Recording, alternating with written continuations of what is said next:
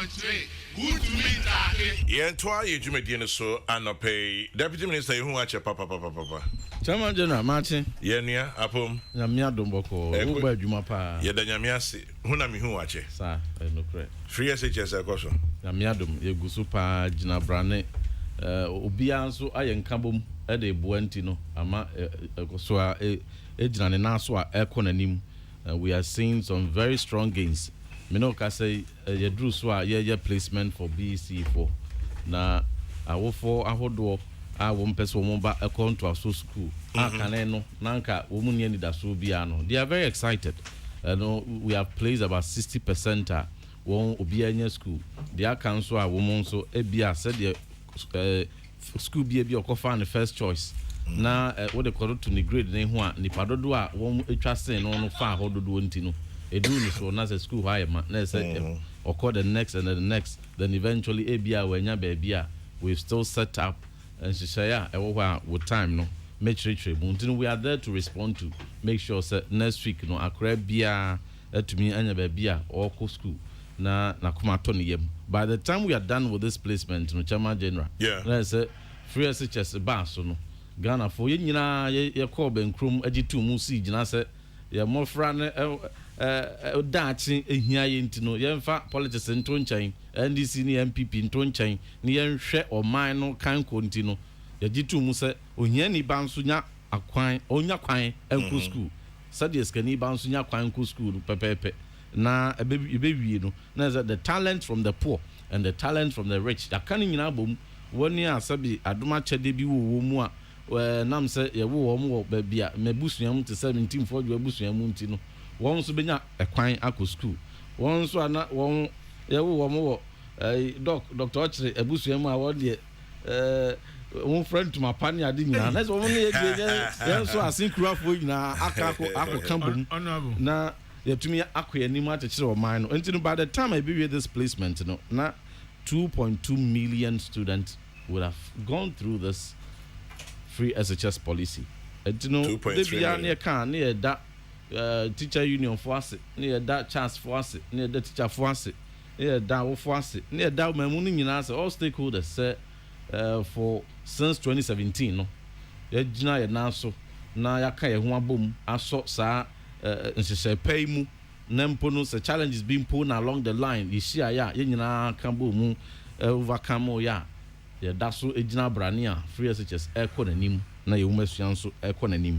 Medin Chasron Consul at the Bema, your TFO Nina 1 year 8 year, Ghana found and say Peace FM there for a very long time, no international media, a global reach, and to be a OTA, Manonin, so you're in Chiad Mount Titru, Nananum, and penny for how do I walk a sense out consistency 8 year in so yet ya or mopa na ye beda o mampeni ase ya da parliament nyina ase both minority and majority because this week you know ya to me akambo mu esigina bia eboa oman no empuntuo en kanko and I don't want to give credit to any particular side enkambo is a reconciliatory feat ye nyina to me aka ye ho aboma pass e-levy to a ma obia kwan se sabi ono se one seed impo no betumi e de aboa oman mpuntu a onso benya ho kwan so ye mumu pa onso ye mpone kakra emfiri ho fa moa oman no gina ho na memra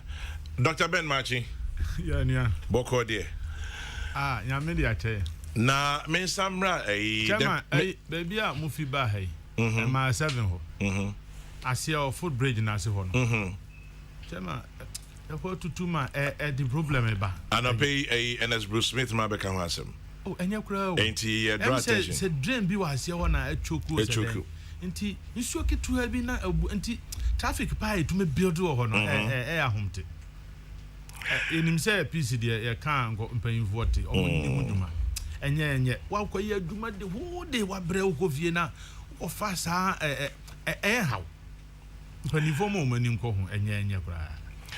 Right. Now, Deputy Minister, okay, we say e-levy passing here conciliatory. But nye nimdu so far nye conciliatory. Ama minority leader ane nimpenyi for me no. Omako Supreme Court said there was a lack of quorum Let's start with E-levy because Oboso, Oman Penibra, Mashebedrim no Obekam Hasem. Na has it been passed? Diana Koromoho, Korominiho. Over Kwame. So, Dr. Kwabna Dufon say Akufo-Addo turned deaf ears to wise counsel and forced e-levy on Ghanaians. E-levy, there's still a controversy, is there not? Chairman General, Meka say still now in some bakumi no be concerns be a bad na ekwa fast so I pass in the encouraging. I mean, said this claim I'm making, Supreme Court pronouncement, who exonerators. Semesha here free wa. I'm happy say a drum pempenso be a binimo na womu any sa understand the answer agreement womuni enye omuni enye nyadwen in that respect na omu person mutu ho na more further no court no de call ye and I was surprised because court to crow ya so any bibia ni ekodan wom and say na menua be a lawyer woman ni a ochra de enso law school the court Supreme Court and say some aspect of the constitution woman chirichiri the say deputy speaker betumi ato aba na so ntumi nto aba ekwowie ya Supreme Court the woman ruling about to in the exercise of their original jurisdiction to interpret constitutions woman de 2 year de arbitrary Supreme Court ene woman said yes woman edin chirichiri mu eba na mie bia ewo constitution mu abi ekinye beba ho no won fa clear interpretation mra no woman de ba ye no about to dwa no yenya wo mamu ha we had the pronouncement that came from the NDC. Some of them were on printable, I mean to be repeated on many platforms. They bastardized the institution of the Supreme Court. One can say Ghana cry ni sabi GDA was Supreme Court to, but Ghana was GDA can say Supreme Court to, and you can na me ya but let them can say ebia before bi no modeka and so makuma mu de wo mo GDA was Supreme Court to, futu Supreme Court be bia no wo mo GDA kase wom na enche will be exonerated whereby Supreme Court answer masa akoi. It indicates say they have full confidence in the ruling of the Supreme Court and full confidence in the institution. Nemum outcome ne ba beda ho fine said you be anim say na say kwa sabe say ankwa ama said na wo mu esusu a it shouldn't be basis for them to bastardize the institution of the Supreme Court because a ba ya pass e-leave fefe ye form a quorum our parliament nyina fa kwan paso de pass ye so man no to ya chichira to ha obia betumi afa kwan bi so aboa ni nyina ye ne kakran Ghana over Kwame Ghana ha no Chairman General from the time wa colonial abrofo no ha nyina akra no na sunsum bi wo man mu a communal sunsum se akwaja sunsum se even krokitu mu krampa ana krokesi mu kra na ye nyina kan ho mbom ne ye mo sa okro no the spirit say o atosude na wo wensu ewo banche wensu ewo enamo a ye kan mbom wensu de nchine ba betum ye nyina wo fu ye nya nkwan obi anya kakra ni no it is part and parcel of our culture, part and parcel of our spirit as Ghanaians. And e-levy is another opportunity say ye nyina no ye ka ye ho abom ya chechire ye man na enye da bia na sebe ye tu ye ni akwama no ne se ye ko la sula la sebe won emra meboaye won fa loan bi besia bi emaya se ye ni anka sa ye kun ye tirim na ye nyina ya ko benkrom a we pone 1 cedi we pone 2 cedis we pone 3 cedis according to obia ho oden a enka ye betumi dia chechire ye ni aye man ene ya fa sa kwan we so enti no the procedure ye fa so a ye de pass e-levy so trodo krogen there is no dispute about it, there is no doubt about it, but the beauty of democracy is say obia e wona adwen kire enti no said ye dodo na hu enoma afa no ebia na dom kuma bi so ehu no differently ye mo kwan no mo ko kire wo adwen, and so the law courts are there, they have expressed their opinion. Minim said the tie bia so no pronouncement in beba I cannot preempt the pronouncement of the court, but the minimum as a member of parliament in him standing orders in him right faso edisi jina wa parliament na the toto the course who obi koka se yan for me koromwa na it's neither here nor there enti no ye besre se enkabomu baako a yenya e dia pass E11 no me ma politics na ahyese ni di E11 animu no ento aso asebe and say the beauty of this monumental decision eba be achede ato ho amada achefo and one year eba any posterity will look at us very kindly. Say to me, yes, I say to wa eba be boa a pager or mine umpu wa brea ye wumua the whole world. Chama General, the whole world. We are safana nyina obi anyone said the enra o mampani kan o State of the Nation address mono His Excellency Nana Dankwa Akufo-Addo kan o in the State of the Nation address mono o man bi anywa osusun ye eda eson ho daye eboaboa ne ho so wo kina bi yare akodi ewu bi ba na oba de how kese abeto o amaman so oba amya klusu ye borders oba abe sebe de abegege dudumpo enkwa oba abesa anwuma oba abe masika semagija oba ama obi adniti apempem oba ame abetu school mu oba ame hospital ni ade abuso. Nobody ever imagine. Let me come through with a few headlines. They say Odi area 11 Mako doc. So Misha Daily Guide and Opaya or say E-levy takes off in May. Also on the front page of Daily Guide, minority goes to court over E-levy. Minoa Kamhasem. Osha Insight, the Obokrateya or say E-levy chases away Momo users. Mobile money agents threaten to withdraw services. And also our Insight front page. And also so now Daily Dispatch or see E-levy deductions will start in May 2022, quoting the finance minister. And then Haruna Idrisu and two others sue AG over E-levy approval. No, our Daily Dispatch in him. And then let's see if there are any other papers here that carry the E-levy. Minority challenges E-levy passage at Supreme Court. And truth be told, so I was in a conciliatory and tissa bebreta. A bit according to some of the headlines. What do you make of it? Chairman General, yes. Historically, no, many of the Emra Parliament Asha Babeji Tuo Ediabwa or mine Puntiuno. Historically, no Beshemono. Now a chinye because even at the time of its implementation. Now, so no. Uma ohumbe afeba akon be amfie mienu be wiase no na afenu mienu nyina adi atum de den enti no say we ba power. And this morning Chairman General, yes, I don't want to sound political, say be a MPP NDC, but say MPP na ba so say NDC na ba so obehwe mu no bon say bia na mantimi ho ase ba akon mienu bi e wo ba bi enso ye be say san hye na ase no na akoka oman ni nyina abom afi obia ede ne ho awura mu obehwen ebia na antiasie bi na ahyese no efa bi antumi anya, but with time no hu say how na yesusu say E-levy de bebre ne krampo no ye hyase a ye implement no sans how ni ho ns obi na be ka kire me say san how no be ba ma menya hu bi e ma no ntimi de oppose ya san hu na free ho, and that misconception is erased, and once the nipa no he will come around it.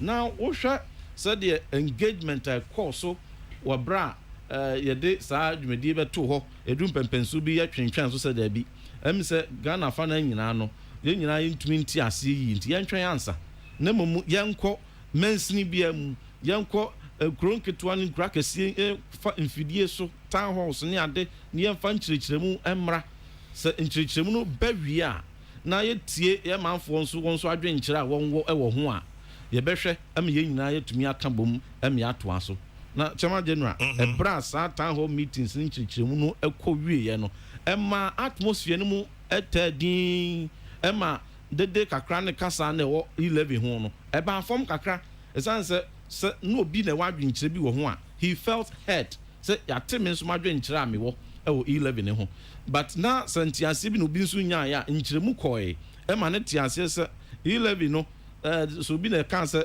me ye 100 cedis kra na ebeteme ana me ye 200 a ebeteme 50 cities a ya be kire me mehu se wo sa aye ketua bi mpo na ye pone de aboa oman ne puntuo na se na menti ase mpo ana menyanya agidie wo mu se be almost 7 billion a ye ba beje de aboa oman ne puntuo no menti ase ana menya mu gidi se wanhwe a na yanko yusu in a way a bebo man in puntu bia na yakodan ne baabi na yakofa yakodan ne kwanta baabi a enkyerkyeremu no koy emu bia nya mu gidie se sika bia be free mu ababia no eye de ne utilization mu be da ho fine na ye de aban ne nso ebe use no yie ebe hwe so yie ama ayemfa so de na no eba so sa no we had a lot of consensus on this but to the fact that ya pass e-levy na ya pass no May March ending nanso no ya hwe no mu se May and be take off no ye were implementing agencies akese to say Ghana Revenue Authority won any controller and accountant general ne meku akese a won na aban hyehyɛ mu no eba no eto gigi a won na hwɛ so no e wo se we yakoye eto foforo no ya pass ye wi won so hyehyɛ ye bia as wo di gu akwan mu na etumi eboa na ne gie no eye wano na ne gie no eye ekɔ no wano a ehaw bia emma oye ne bia emma no wo mehia America kra e de atoto obi be bisa se wo na aden na nim se be pass na wo ntutue bia wan di kan anya nto ho entinka be pass ya de chin ya na nka akɔgege nanso emra na aban de ye adwuma entino se parliament enje mra ne ntumu a approve aban authorization ban and as aban na dwumakuo no de kwakwe ne configurations and then the setup de ato ahead and as abia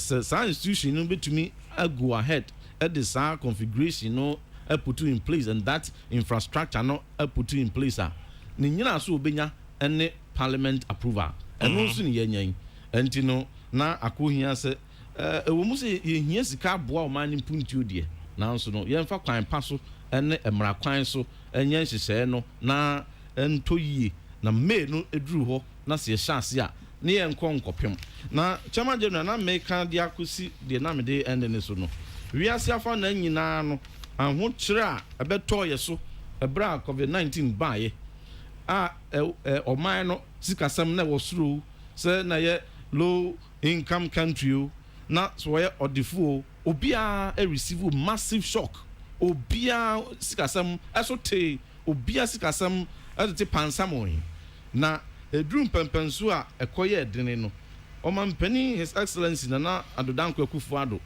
ewo ne regular fellow Ghanaians se waye batampa no wabadaye na ye wo ahohiahia mu se yare kodiewo bi mpofiri mu ayi ne ti ne ehun ba bia se yede ye nyoma etoto no na dani da bia no na se free break ekobri bia no oni edi nkomo one of the times obeka kire Ghana fo nyina se de AC no ye nyina nya botre ye nka ehumom ne nya hwe yie na ehse pa de ato se yede edi yare ne so no ye nyina ye ni so ne ntumi ni yare ne so esan se ba bia dre de ese tumi bo enkwa ho ban eno ne se di kan ehwe ye bo nkwa ho ban ye bo nkwa ho ban wi a ekire no na me be bie kwan e masikasam nso a se dia oman bia e sofa no nso no ya hwe nhyehyɛ a ebetumi de aba na me kan before say we can bring back the economy but what we cannot bring back is lives if I'm to paraphrase it enti enkwa abɛhwere ne de entumi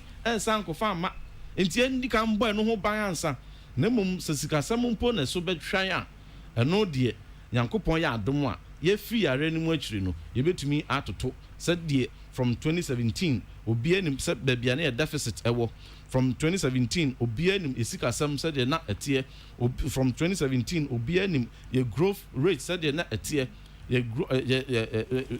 ye sika all the economic indicators ye domestic reserve ne interest rates ne policy rate de na ni nyina atie and where we took it from from 2018 ye de call ye nim 2019 ye call ye nim 2020 the World Bank ne wiase afa 9 meku akese nyina predict said the Ghana are the fastest growing economy in Africa no se sa na ke kono dia enche will be the star not only in West Africa but the star region bɛyɛ nhwɛsodeɛ mpa ma bi free other continent kora bɛsua economic management no so sikasɛm ɛna fofi anto ata chema general yare ɛbɛbɔ mu saa no ɛtweyɛ sign but na sɛ ɛhwɛ ɛtoto nhyehyɛ no ma nkwa a ɛhwere no so te ɛno nso ɔmampani toto ne kama ɛma ɔhwɛ de toto ho wɔ Sabridge having globally the president is touted as one of the leaders that won otumi gina ye take very sound decisions the ball ne man for ho ban ɛna ye near citizens nso ye ya famu de de ball mampani nti no ye hwɛ ye ho so yie ewu mu sɛ kakra ahwere wɔn kwa de na menfo mu kra nsie nso wo de toto ebi de ho a ne ye de ne ye pa ye wie ya ye start say we are on the path of economic recovery and ye say ye free area ni mu dia ne yenhwɛ kwa be fa so a ye be hyehyɛ obi bia na adwuma bi free ne nsa obi a ye start to see sikasɛm a ɛna Ukraine Russia nso de yi ebe boom. Now the challenges happening now they are global in nature. It is not peculiar to West Africa or Ghana. Na no buy no fuel price economy and a dollar economy ne cedi eco form it is not peculiar to only Ghana. But ne nyina mu no be men since humans were ham o mampani asa edin hyehyɛ pa abra cabinet nyina hye mu siege na no we put in measures ebeboa even in this hard times enye Ghana kwa the whole world and ye wo ahoyehia mu a ye nyina nso ye fa adwenpa se ye bekoye nim enti no mebo mampani abaso ewo hyehyɛ pa in bra edini mu ma wiase afa na nyina no watumi amma Ghana nyina nya ne mugidie enya abreshemu se odi enimu ya ye nyina nso aka ye ho abomu ebo ne chidomu ya de yesika sembe gina abrane biu se de emfie enumu a anaza emfie na edi kan a obeso mu no na 11 so abai ye nyina ye kan ho mbom obi bia o se ohwa na adwuma ebekọ fom nya sa na tie we will continue to engage such stakeholders na omanyanti ase no na the necessary support to be as obi anso de ebeboa no watumi de abeboa emo man no empuntuo akonanim o man akoso afa no ntoma efra chama general me de besi ha kakra mamena say na me for a few messages and send Dr. Bim Kofi B in East Legon says, Kwame, have we ever heard of a popular tax? With the greatest respect, e-levy is a specific indirect tax. If you oppose it, send your cash manually. We've spent too much energy and exaggeration on this. Kwame, we're in a crisis.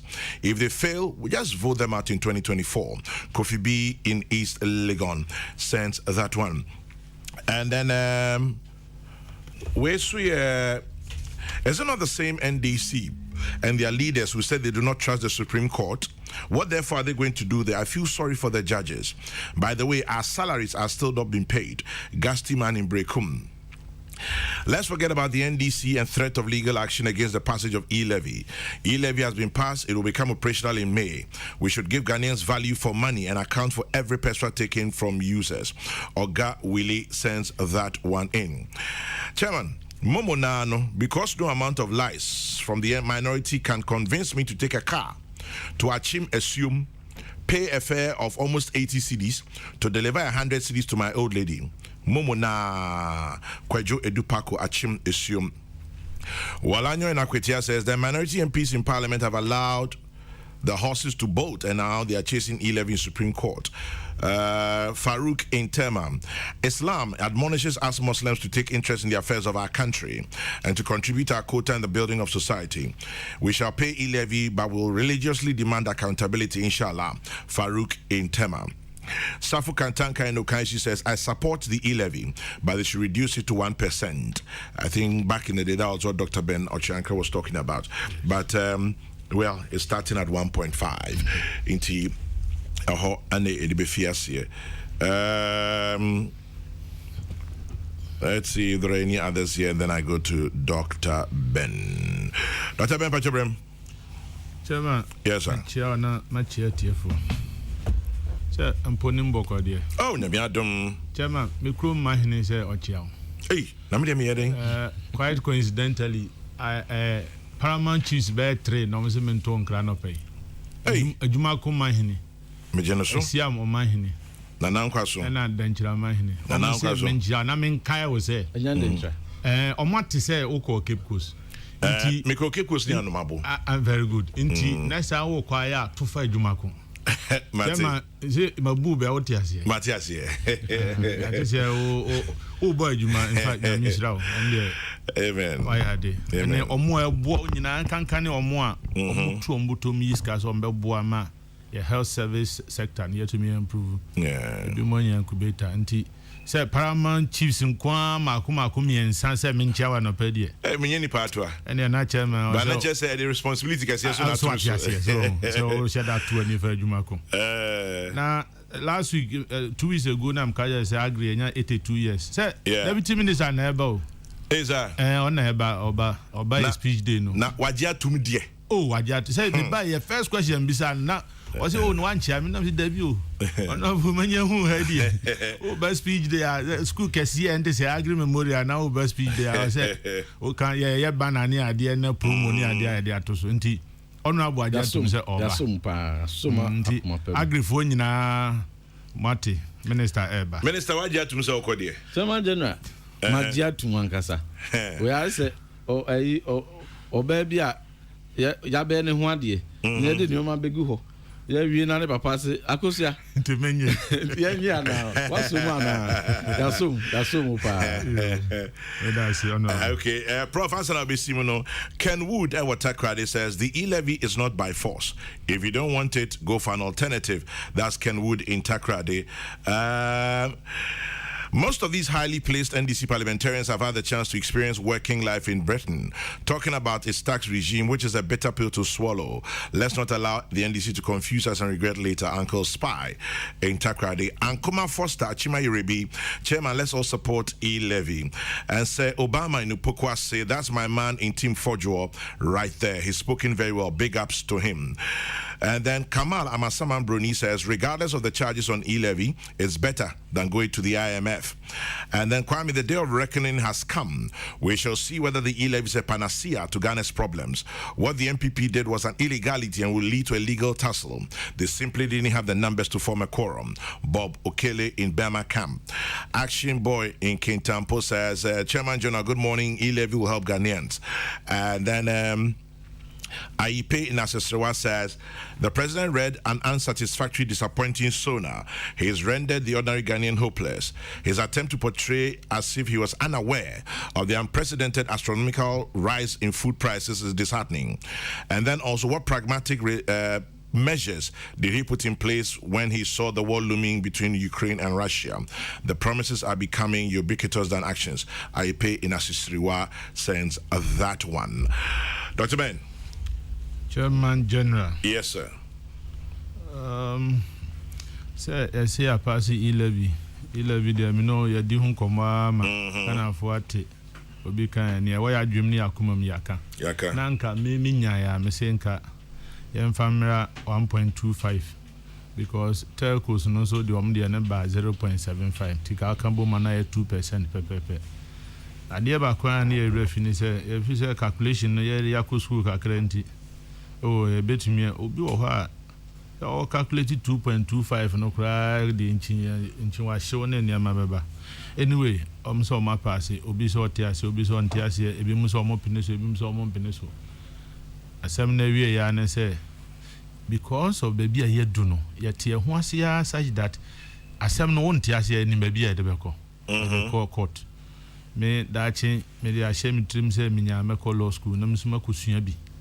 Na minya no hoi de edu mra se ma ya mempe se meyem ho se se minim ya minim no menka enti se de akokot de ayemhwe na ne akot ne beka no se omofo aso ana omofo aso no efiri hokọ no ya di ho nkomo na me kai finance minister say 2 weeks ago oka kire omanmu ni nyina se roto na yetwam no ha oman no minya eka se wo na wo kura ganeska na o say sika bia na ngi yegigi a bebo oman no yetwam na ha oman na then they own san famba enti finance minister oman anim ko roto no state of the nation and again finance minister asan shegana bo say e-levy near passing yegigi scanner he and his government will be accountable to the people who hold him responsible to that statement mesre ma ye remfi ye ho ye hwe ahokeka ene ahoɔden ne ade a nipa ne bi kura sɛbi obi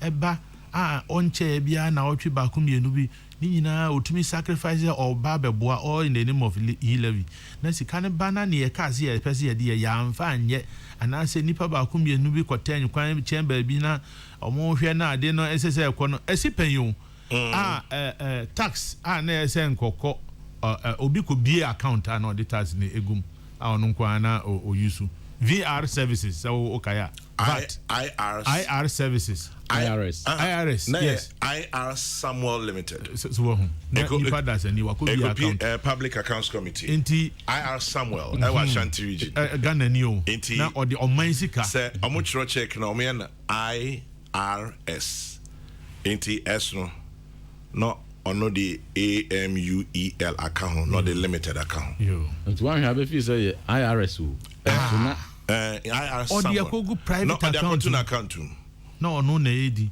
nti say yetiti en mo wire mabe yi kakra say ekwan anopa mi ka say enye o my 7 and ye di 7 ye di scan ebe ye na eba na ekogu nipa ba akobotoma ana nipa kakra botoma emmoa nipa honhon no ebe dozo ma esunsun sanso na nkoye papa nti let's hold the finance minister responsible. State of the nation. Chairman, I can't be beyond a permanent machine. Are they? President, in his analysis, was say 30% of wheat flour and fertilizer. Yeah, Jiffy Russia. Yeah. So Russia is the biggest supplier of wheat. 60% of iron rods and other metal sheets from Ukraine. Look at the iron. 20% of Ghana's manganese exports go to Ukraine. Nti yati ha so om no monya om toko enfa ye ho e kan ye papa na me kan si asem so say one district one factory no ya kan wa se ma kan nti ye produce manganese no ne ye de akọ Ukraine na o ma ye sheet na om de abre nti o man pani ni na ban mo mani nko ho o mo mani ko because say ye na yanka say to me processing manganese no ne ye nya sheet na anka sika no sa foreign exchange losses na forest exchange losses no anka eso be conform kakra so nti one district one factory o ma panima na ninko ho enkanka ni raw materials a ye hunu say be boa ye pa na empunto na iron there we can't do anything with that iron na nyame ya dom hwe ne ya be pie wo ono abo asi ama hoi eno kwa de se so sin ne etu wa waso no enti ekwan bia say individuals and to me anye companies na mine no kura na beti factory say ye process bauxite no na yetumi anya ya anka be boy na assembly akwa president kan o say no president, no parliament, no government can undertake all these tasks alone. Yeah, very instructive. On to me yet parliament into me yet inti we all need to pull and push together. It's a very good call. See any na betie na supam say o ma panyin otiho no ontumi nya bibia empan na member ha me say agric ministry a o ma no ye dru pop me hu ne ekoso ministry chairman onim say last week me o ha na me tell say aban che seedlings oil palm seedlings aban e de aba o de che akuafo me ko gibi chairman nipa henete ye mante. Nti what is happening there at the ministry? I mean, ye mabiase. Nti ye papa kura hanso ayentumi nka. Se ade bi wo ho a ebebo nipa ama ye niema ya bra bo atumpon a eno so ntumi nka. Ye wo PR a whole department. Well, yo mo masem. Nti president say ye nyina ye moa ekwan bi e fa so a ye bebo ama o man atumpon wo ye wo de me ye me de. Yamfa kwaduro nto nchen. Ade ba kwa mahu o memu nipa dodo na ya kwaduro dodo. Akwaduro. It took the president of Ghana, may he so rest in peace. I no be my executive fiat say, if you call public offices me and so television. Me and so TV.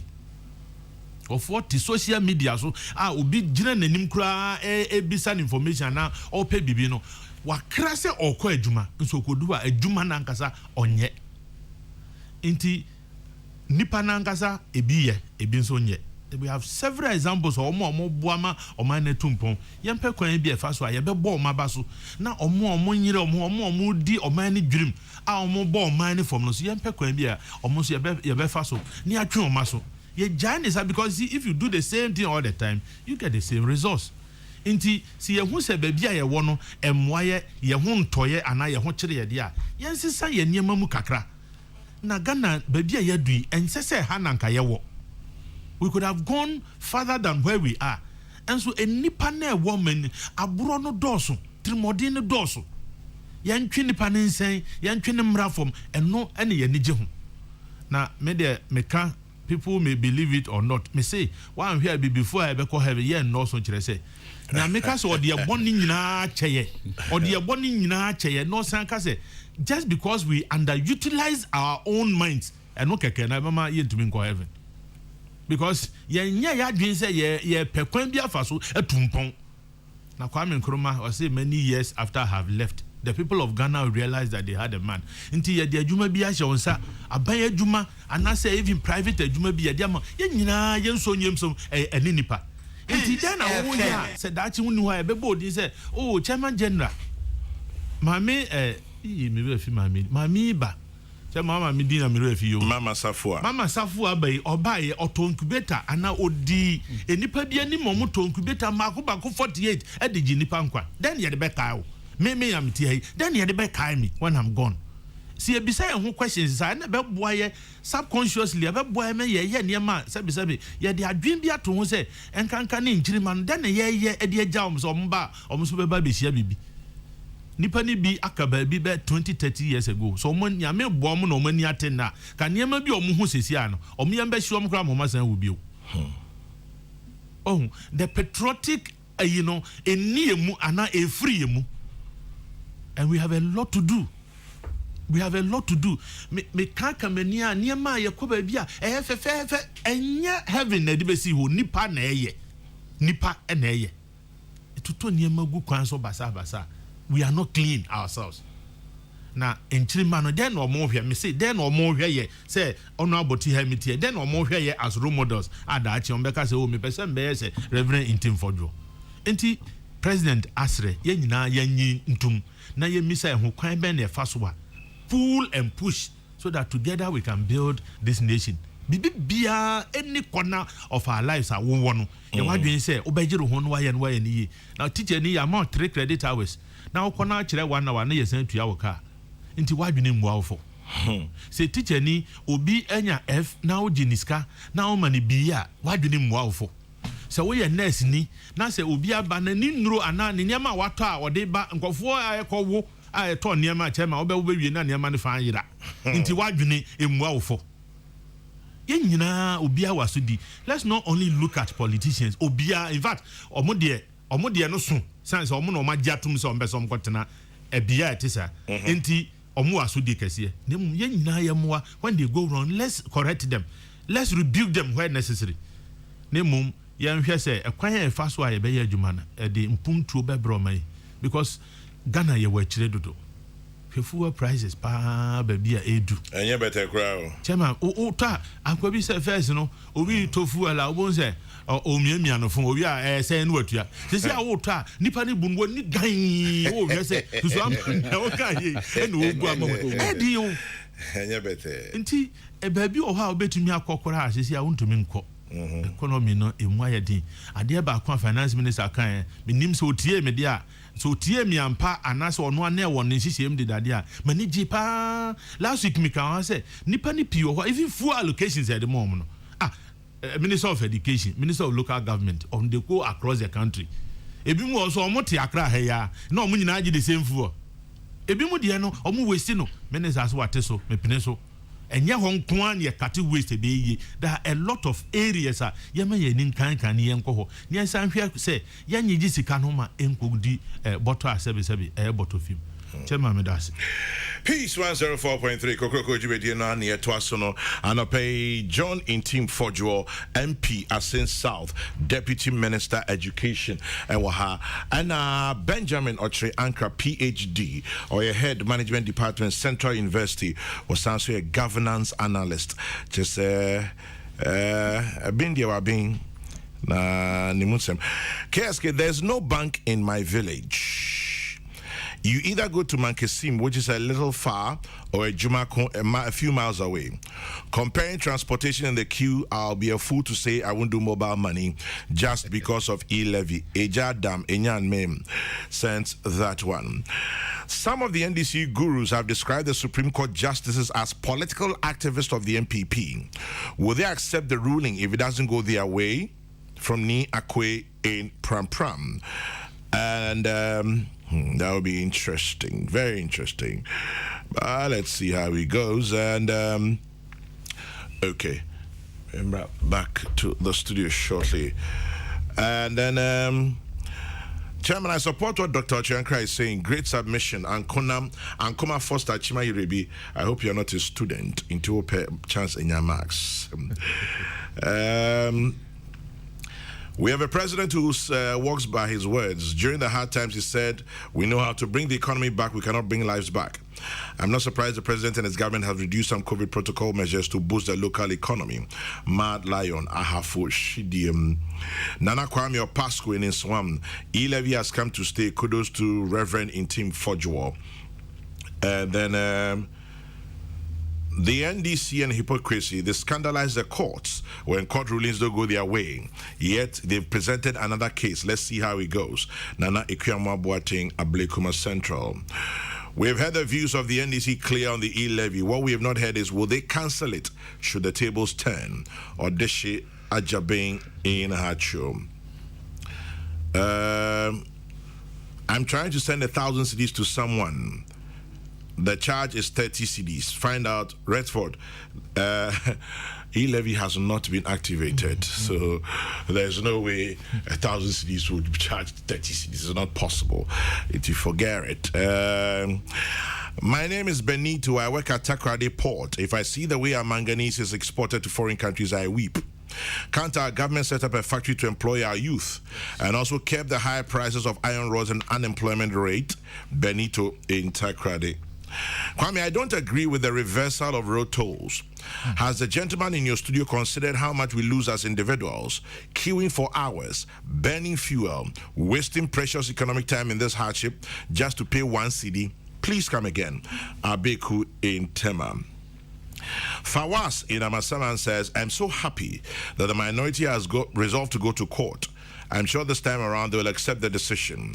All these machinations by the minorities to please the NDC foot soldiers and not for national interest.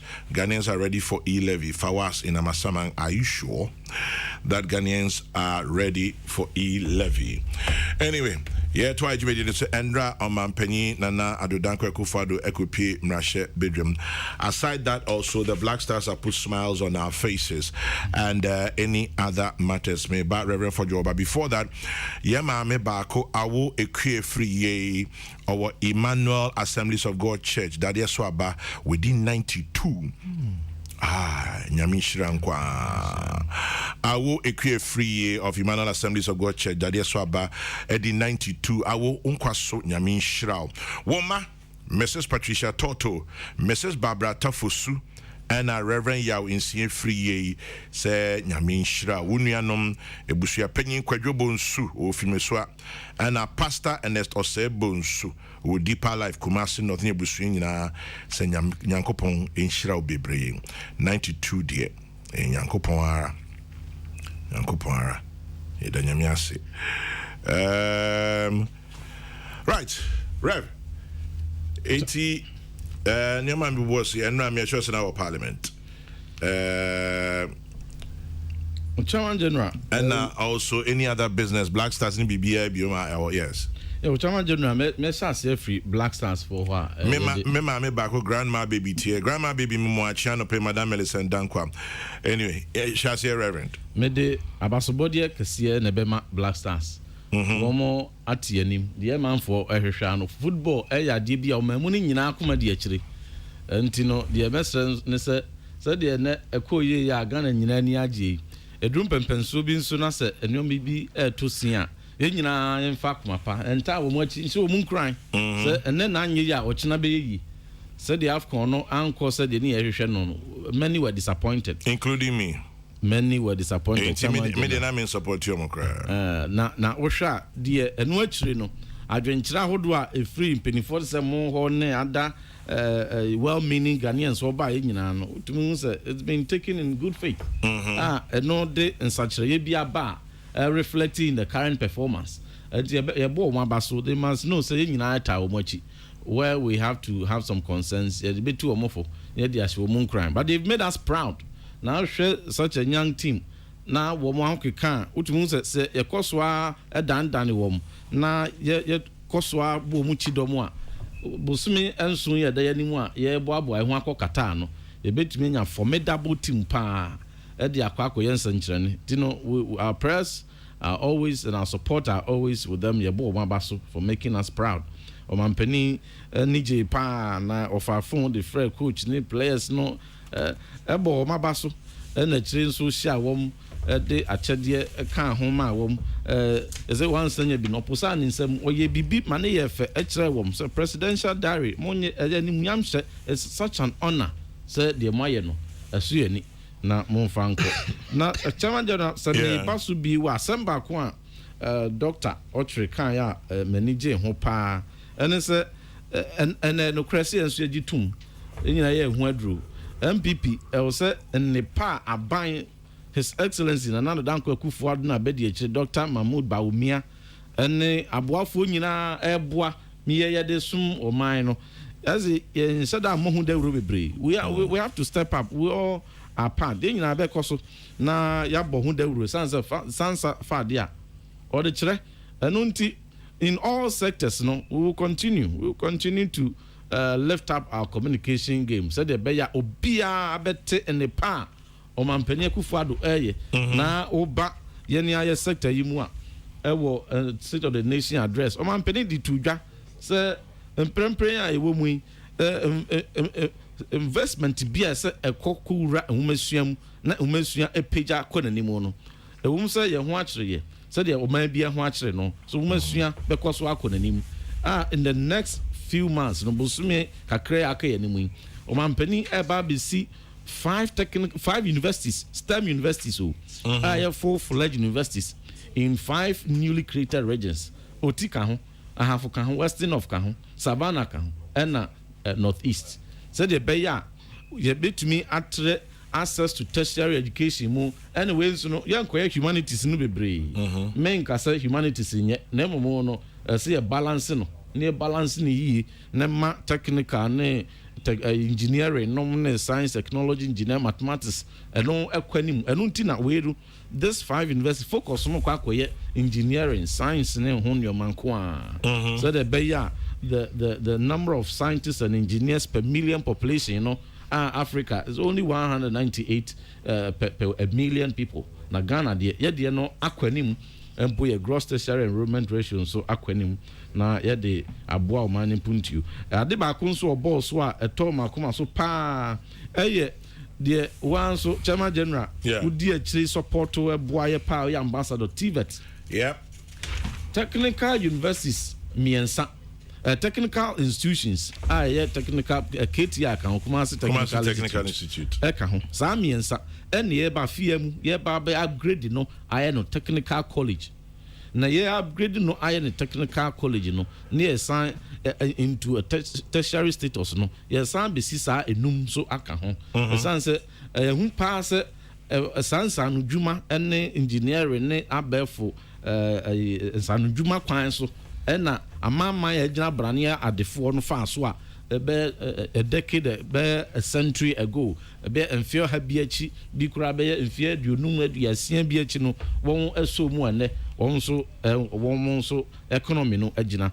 These are all part of initiatives so ene wo STEM schools and so yesisi ni nyina ye ka no na free SHS so yesemu kena aboa ama obia so atumi anya ne chefa na wo hwe various the various debates are now eba because of the Russian-Ukraine war. Because COVID-19, said the Minia Dr. Otre echo to hear from one of the pages of the State of the Nation address.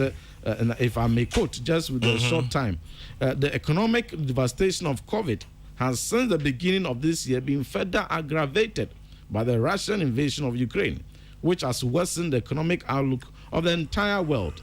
We are in Ghana. We have not escaped this development, and the consequences are being felt in rising living costs at our markets and fuel stations. The terrible events in Ukraine have direct impact on our lives here in Ghana. Mr. Speaker, 30% of our wheat, flour, and fertilizer imports come from Russia. 60% of iron rods and other metal sheets are imported from Ukraine, and almost 20% of Ghana's manganese is shipped to Ukraine. So the bombs might be dropping on the cities half a world away, but they are hitting our pockets here in Ghana. Even so, we have managed to ensure that fuel supplies have not been disrupted, unlike in several other parts. And in Russia, a Jedia, a Diane, Ukraine, Russia, and Tem, Esam, iron rods, fertilizers, also a top, Yene manganese, and a Numa Hodwo, na a queen Shasian, Amasa, Sikane, Faswan, Kibine, Free Horno, Atosino, in the midst of all this, how a dear Ghana, just like other countries, a bano, a woman, man penny, Bemen since you once were ham. Said a walk, and the sing now put ye nisha. Na once it in Punaka or mine botuma, as ye de bois ye mofrey and woman, yen twas one yen sa. And unti, ye best set, I will phone you and cry and say, Ubi answer, and money whom ordained said your man penny a sing kiteno. And all stakeholders, teacher 4 heads of schools, kakra, ye demo be a one coswa, and her so Emaye na omampani said the West Jina said a woman will not suffer no young conessa. Near canessa biunswa na ye can't add yes to a nay or a buying eguswa all school at Diahodo in all our secondary schools and TVET institutions. Then it be ready. And so, and what the room, you better swabble. Me know, like I said, we are Chaman Jemna, Jammy Quine Pet, may come mampon.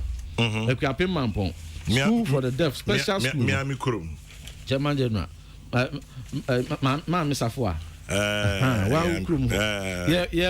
Near Qua could be a modern classroom blocker. Yes, see the amount, near Boafu Bicambo Mua. Yes, see the amount.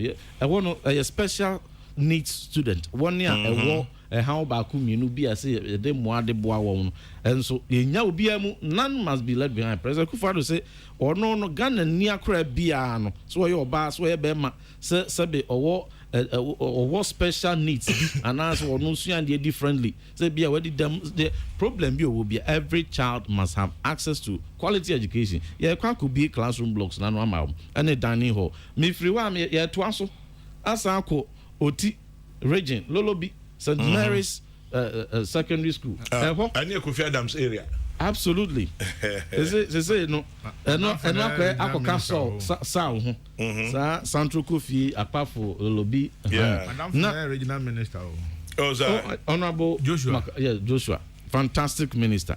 Na eho and the air call ye all students and so your mafa. And to also see Omar renovate dormitory, nice dormitory block. I want to work SC, and then they are buying so SCA an ICT block in Sia yet 2 ama woman. All the infrastructure I ready on.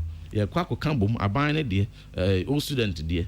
Near Cambum, near Biano Fefe, and you didn't know because we are out to draw. And Kunya Hodwa, Dr. Yao said, the Chumbe Minister for Education, auto petting, grassing, crunky to a money, how to reach areas. Said the bay, I bet na Facebook could be a good chance for Nibia. I bet to her to say so many years ago, media maintenance, so they call a Synchro DC primary. My big chat to an eminence, a crowway, and Kunya saying, what is so in temper, you share, say, supply ho. And to know, dear, no, almost in Rube be idea, and some pempenso, every week be Ancunya, in various schools, in Crunky Twum, Crackesim, a bet you channing na Abohuderu.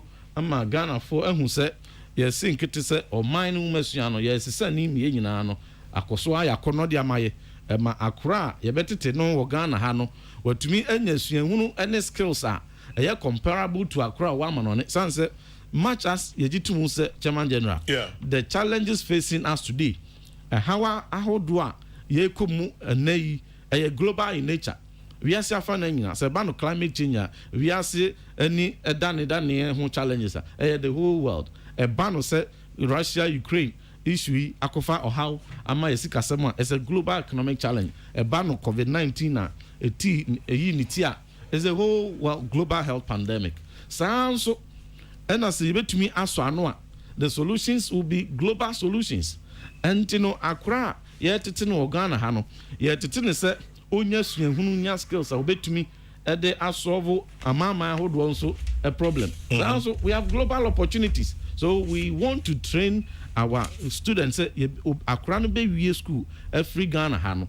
No one also skills and the competencies are obetumi atena Ghana ha and you be a adwuma bi ho United States and Japan na Canada na Vietnam and Australia no watumi anwini akwakoye empo no watumi atena ha ye invention bi a be mfaso de am mind to aban ni abrepa say the education transformation agenda no de sie ye bia be dane ehumasuani sanse utumi ma ehumasuan konani mu a eno kra etu ohia ase enti de ye bia nso ya de a ye beba abebo ho dawru o man pani just 3 days ago and na mienu atwa me and odi ni birthday his excellency yama awoda pa belated happy birthday ye koso abom pa ye man se nyame nkan ho bible ehye se ye mfam pa bon tai ye ban no difu achi eno nti no e be koso a ye nyina enye politics ye de mpa botan wachi ma de nyame de ahye unsa se fa so mo man no akonanim am ye nyina enye so mfa so madam for banko the former member of parliament for Ablekuma Central, Honorable Ebenezer Natin, so tie ye pa chairman general. Me general so me chia de ma no pay ntino Honorable Nati me so me chia osronko. Sa so na ye mpanifo a ahemfo a tie wa sensa na kwantwi bema oye attendance acting president na ohemi awere oye apimanim acting president. Sa so na hunabo brim nana prajin sem ono eye paramount chief edema orange mine me wa fa ba ko no chia pa sanso na eye futu akwa eno ye fusu area ho onabo ken constituency ho futu akwa nana no nyina trankonwa ye chia mo asen ye bibia ba ko ntino ye chia bibia otie. But Francis Brakwa will come and say oseme kancho se me yenwin. They always promise and assure us that they will up their communication, but they go back and sleep. We don't want to hear those assurances again. Let them continue to be dumb. I agree with Dr. Ocha about their Greek ministry. Their performance as a ministry is below standard. Eduse Poku in Kranza. It's refreshing to note that the good people of Tamale have also gotten their fair share of a magnificent interchange, well, some say it's a flyover, fully completed and commissioned by the president. Additionally, over 81 critical roads, Kokrokoo roads, bridges, Sino-Hydro asphalt overlays continue. Okay, Oga Willie, thank you. The public education on e-levy should be intensified. Reason being that there's a misconception that if you have money in your Momo wallet, a portion of your money will be deducted as e-levy. I don't think so. Ogasco, Nako Trini Ofanko. Thank you, Ogasco. But it's good that you're bringing this up. Enra Yene, Deputy Finance Minister. Your friend save you. John Kuma. His promise of a Pemre Abaha na Yedin Komo. Maybe sometime next week, I'm sure we'll have a full conversation on e-levy. Doc, Yampong. Yampong.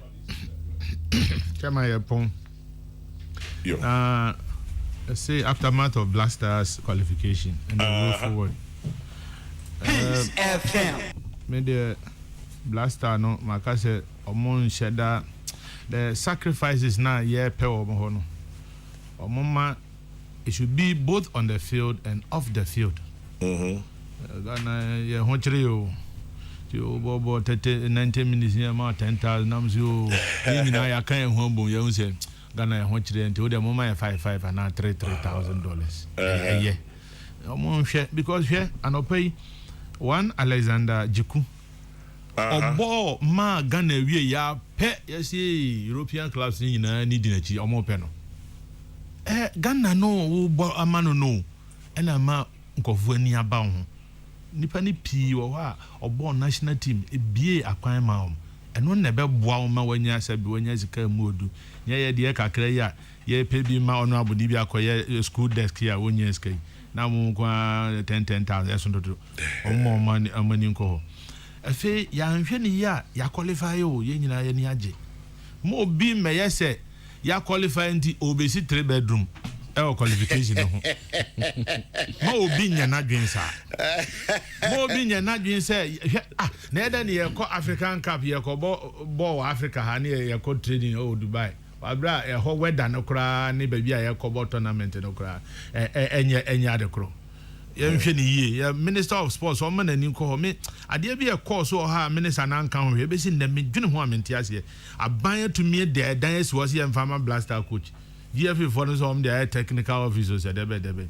na afi ni asama coach na akwata hotel ni etuaka o man sika na ye se enso no e kwa fa so ye niam no enye wo enye hwe ye ko boy qualification me enkoya ndise ne ye fi second division eba first division wo Ghana ha ye pre na ye ho kire ye no ye wo mo ye yusu wo ma ye mfa blaster players ni bi se o mo ye bulldozers ye didn't buy a car kwan asphalt road ye wi ya ka ye se wo sen na o de nantinti wo fa asphalt no so bia enye yi nipa ni bia de o mo koye o ma koye ro mo ha na ye wini ana ya qualify nya se ye bedu ono ye kwa kofa obi ono tama ye ho kire ye ne ye frɛ no wa amount ba bi o odwojo no ho ye hwe ni yi kwan ye fa so ye frɛ players no ye hwe ni yi na ye se psychologist bi de be mo ye no o makasa o hwe send on bobo Kumasi and send on Bo Abuja and that the difference will. But Kumasi was quite impressive. Abuja was a notch higher. Yes. Because Abuja no one say ya nyere ho near dread. But Chairman coach ni adio. Me adia ba ko say me sinka we near the ball Komoro so frankation. Ohona me bufu no one. The commitment and the confidence was higher. The truth is that Comoros here but ye said the need team. On say tell bia ye need skillful players o by your team. Yes. So on say ye team ni akwa individual players na and they do bia na ye san kan say ye need divine qualification. Say as a Ghana the chinchina oh obi onim say Ghana ya say US. The Satan say na ye ni agye nyesa. Na Satan ho na nim Ghana. Nti ye to me share US dia. E also Comoros to me share Ghana. That's why I say this is ye mine. Ye nya yakoma mu no. Ye nya ke be wini but ya dwene kire ye say e bia ye need the capacity ya between ya wini. Nti we have a lot of work to do between now and the time. Honorable Kan Ghana we are so funny say only sports and a kan ye boom as on mine. Ghana wini a na enigye sonko bi aba o manim emeye nyina e kan ye bom say no na beboa ma yaka because divisions no ya doso we ni we nka we chia we onye so but honorable mo waduma ye kire say mo MPs ni politicians you are not enemies ye hu say mo didi bom enso mo nkofo na edi mochi no feel say se mo ya atamfo you have a lot of work to do down there nipa de obi di duabo obi trim wan and that is not the picture that some of us know. No, correct. So, enti ye we have a lot of things to do. Blaster no, omo ya de Ghana, o hwe coastal areas yankofo a swim pi o ye ko Olympics e nya nipa o me swim amaye. Enti ye hwe other sporting activities no so. Na say nipa ba ko to say I quote nipa ba ko to say Azuma. Etumi ma Ghana flag e gina so for years. What is happening now? Nipa na bubbles in buku mom da so. Let's make a conscious effort. We'll develop the other sporting activities. Na say nipa ba akokra ko bubbles in no nya $2 million. So the ba we so obey to me this kana ba ma. Ye dollar na ye pre akwaje no ono di bia ba e bo o man no. Enti obi anyere no ho. GFA no omo issues omo hwe no omo resolve. Personal interest no e ya doso. Let's not joke with people's hearts. Ghana penny a bobo we are nipa to me yam sheno mo collapse wu. Yam hwe nema yi. Yakoma dibo achipa. We are be breathing. Chama only say me say me pe wasem pa ba dia ba kwa wo ya me wo ha me butumi fo. Na chama pa na ko ka dey say na hasufu. Hasufu pese. Phobia. Ada me to waka sem fe that I feel about ya na hasufu. Na chama so. Na onim say Black Stars boy no. Yeah. House of Oak spirit in the boy. Never say die. Never say die spirit. Edi ye betumi ayire ho akoya de ya ye bi pen.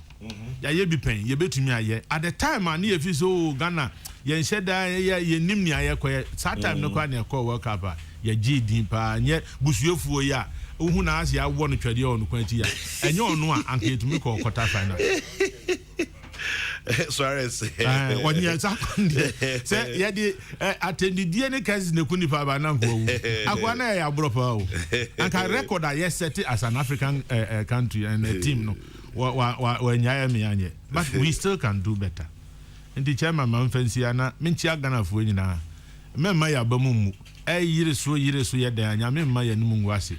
Anopay obiti baby ne nan esenwiem anopay Ukraine fu ajapa de omwo ne ade sisi obi enam no bag ba ko pe e no de nam ye de etumi ko esen ba Nyankopon ene ye di niye amen mi hu incident bi wo anim ha ya mo anim ha ya traffic light na se truck driver police ni gina no wanyina no mo for so stop no na wo hwese ne a young boy one maame ne kasa na osi etete no hono nam se ti ma me nya uniform police uniform o hye no yo nua ba pania ka obetumi ni na kasa se let's respect authority kakra enye na say chama we are losing it first who pay mu a se nia won ne kasa obebo mu wo de ani hobrase ni dia ma pay no we are losing it enye kura ha wo I was so ashamed say we are young boy pa mami police officer ni dia ne se wo ya de enye na wo no wa cross red light what ko hese na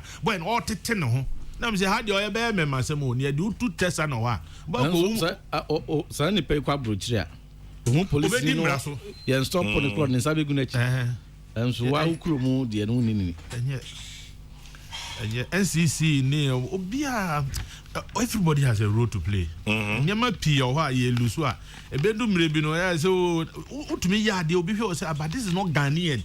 E no kura kire o say ye wo say ni Ghana ni su esese eye. Yen hwe na yen tun kwara no fo and let's serve as good role models. Chama me dash. Managing Director of SIC. Me senior no no. Ora Stephen Odro. I'll say not Heart of Oak, but Kokrokoo. Very good.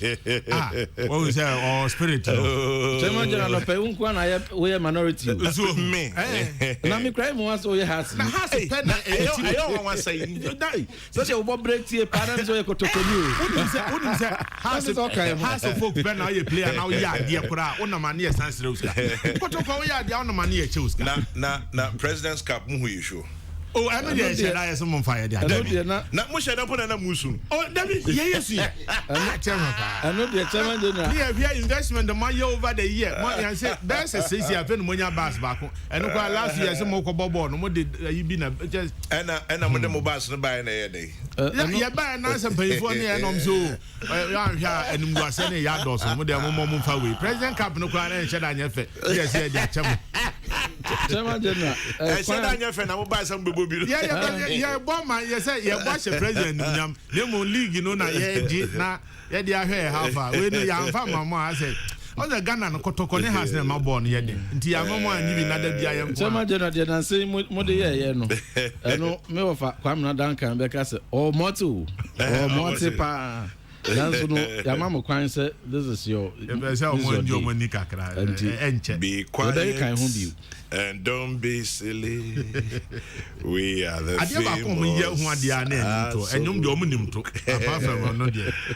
as is on record said the only team I caught to me I should say yen Tom Basses in the casa.